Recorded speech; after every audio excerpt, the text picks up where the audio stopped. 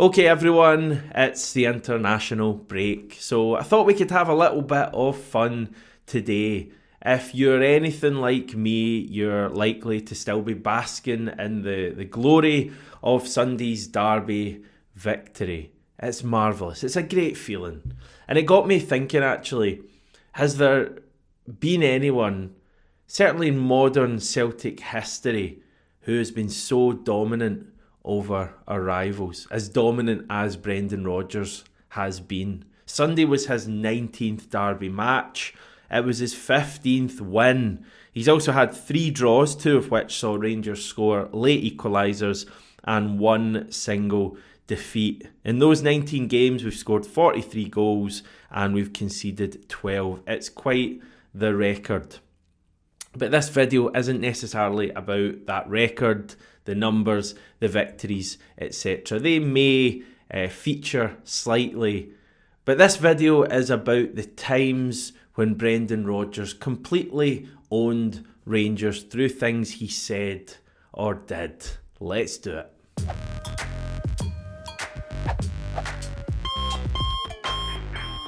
By the way, these aren't in any order at all. Why? Because they're all unbelievable. They're all amazing, so it's impossible to actually order them. I think there's 10 here. To be honest, there might be 9. You can count if you want, or you can just sit back and enjoy. We are going to start with a biggie though. When Rangers drew Celtic in the 2018 Scottish Cup semi-final, their fans celebrated the draw like they had won the trophy. To be fair to them, they haven't won many trophies lately, so maybe they kind of forgot how you celebrate trophies. Who can forget this iconic clip?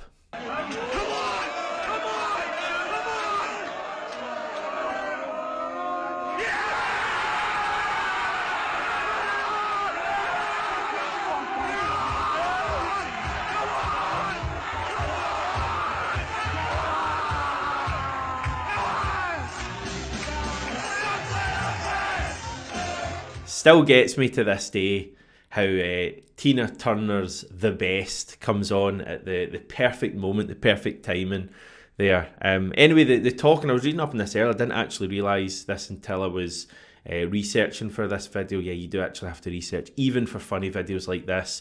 But I found out that there was a report that apparently the Rangers players themselves celebrated the draw, certainly some of them in the changing room at Ibrox. I think they'd just played in the previous round, so the draw was made obviously after that game. They were still at Ibrox, and apparently, I don't know how word got out, but apparently they celebrated the draw. Brendan Rodgers was asked about this and the kind of fan video as well the following week. He said, "I was always taught, just be careful what you wish for. That's how I was brought up. It tells you they expect to win and their supporters will clearly expect them to win. We are a group who like to do our talking on the pitch, so that is something that we will continue to do." Celtic did their talking on the pitch. We won the match 4-0 at Hampden Park, and we went on to win a second successive treble. When Joey Barton arrived in Glasgow, probably a couple of weeks after Brendan Rodgers in the summer of 2016, he was shouting his mouth off and trying to get under the skin of several key Celtic figures. He claimed that Scott Brown wasn't in his league, something that was proven correct just a matter of months later when Barton was sent back down to England with tail between his legs. He also claimed that Brendan Rodgers had been in the midst of a midlife crisis. Really. Brendan Rodgers actually didn't comment on this at the time. We did our talking on the pitch, something I'll come on to. He did address it a number of years later. I'm not actually sure why this was the case. But he revealed the reasoning behind the change of appearance that he'd had several years before Barton's comments. It's quite a serious reason, actually. He spoke about his divorce. He spoke about the death of both of his parents in a very short space of time. And he spoke about those events leading him to a moment in his life where he had to look at himself in the mirror, take care of the way he looked. I think he lost 3 stone. Hell of an achievement.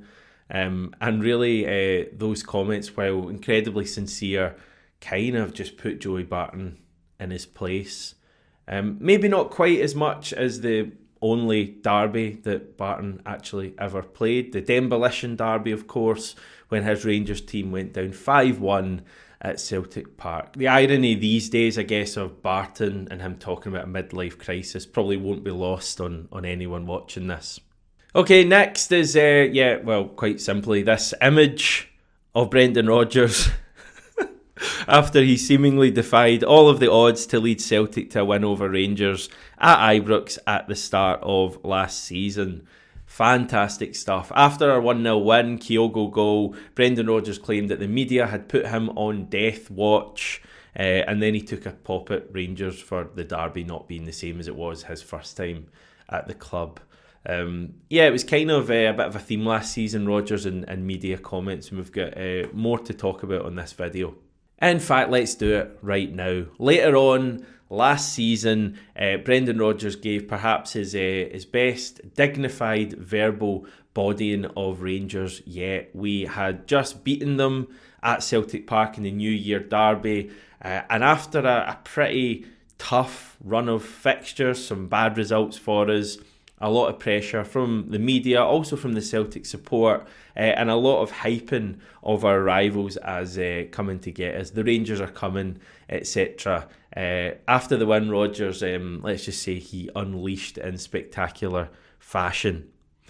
Over my 2 spells here, I've worked against 5 Rangers managers, and every time Rangers were coming, every time at some point. So for me, it's normal. If I listened to media and press, then we would be in constant crisis mode and constant fear of Rangers. But it's the 5th manager now.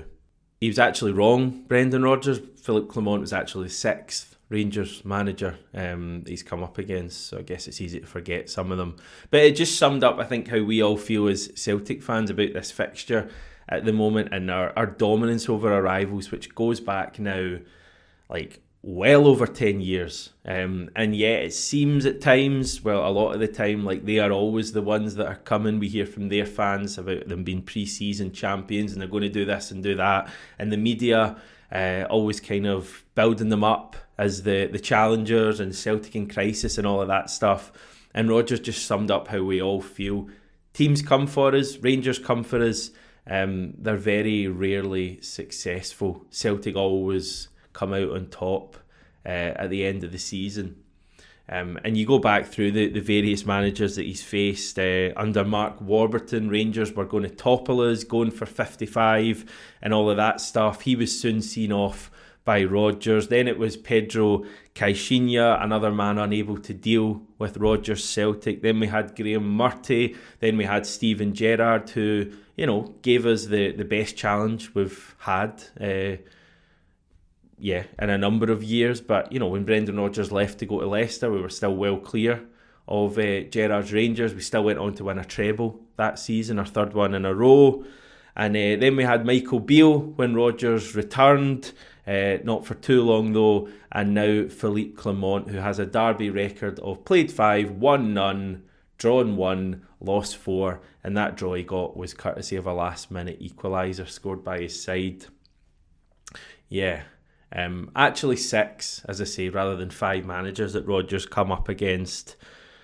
They were all hyped by the Rangers support and the media at some stage. Even Graham Murty, they were all sent on their way eventually. And listen, Philippe Clement and the next man will be no different when Clement inevitably loses his job over the next, 12 months, possibly 18 months if you're giving him that long. There will then be a new challenger who comes in, is built up by the Rangers support as being the one to stop Rodgers and Celtic, and they will invariably come up short in that. It's quite glorious, isn't it? Next up, just on one of those guys that I mentioned a few minutes ago, simply this headline from March 2017, I don't know who Pedro Caixinha is, Brendan Rodgers. Okay, the next one is kind of a 2-parter that spans both of Rodgers' tenures at Celtic. When he joined the club in 2016, Celtic versus Rangers matches had this incredible atmosphere.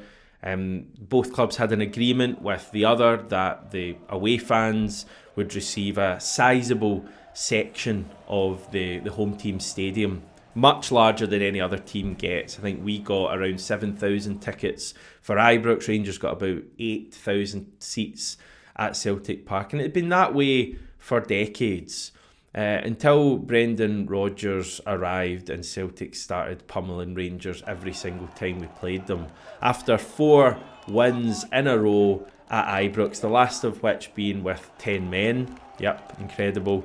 And 4 successive parties for Celtic fans in the Broomloan stand at Ibrox. Rangers hatched a plan to end all of this. They stopped the large away allocations and decided that Celtic would receive the same small corner as every other Scottish team.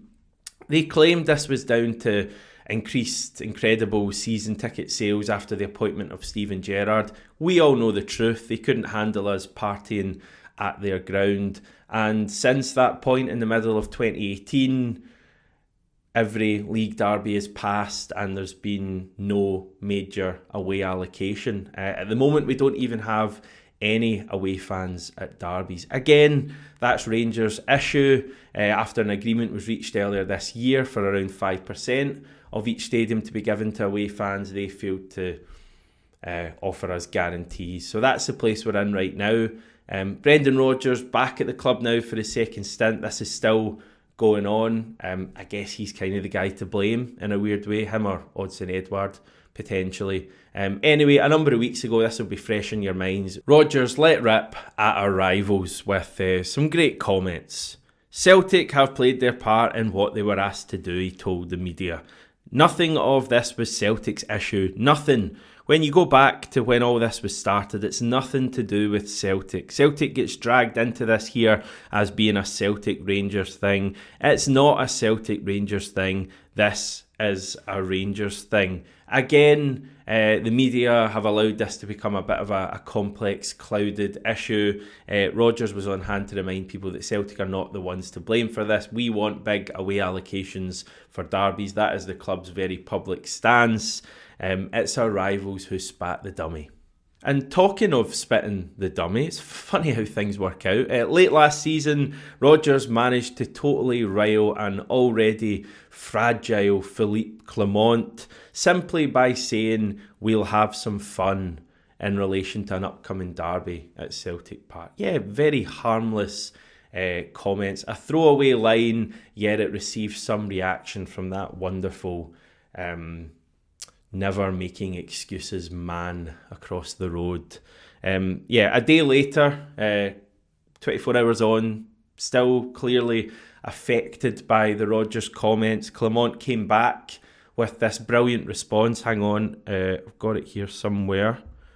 It really is genius, this, everyone. Wait for this, right? We are going to have fun also. Enter narrator. Rangers didn't have fun. Okay, last one. As I said earlier, not even sure what number we're at now, if it's 9, 10, 11, whatever.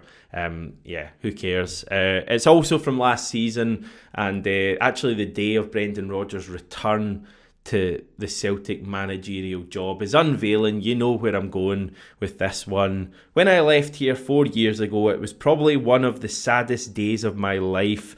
I went on to a different challenge, so I regret if anyone stood here or at home were hurt, as I know I hurt many people. For those who I need to convince, I will see you here in May. While not a direct dig at Rangers, it kind of is in Glasgow. This was Rodgers saying, we're going to win the league this season. Rangers aren't going to win the league.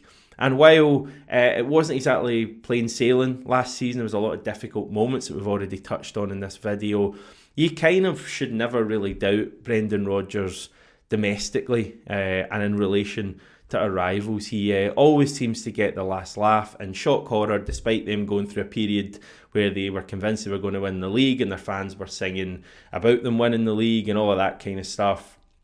What happened again? Yes, we won the league. That was it. And Brendan Rodgers had a wee dance, and we were champions, and he did see everyone else in May at the end of that season. We also won the cup as well. We beat Rangers, just a last minute goal in that game as well. Pretty spectacular. And it was yet more evidence, and I guess this has been the case his whole time in Scotland. Brendan Rodgers ruling the roost over Rangers. Speak to you tomorrow, everyone.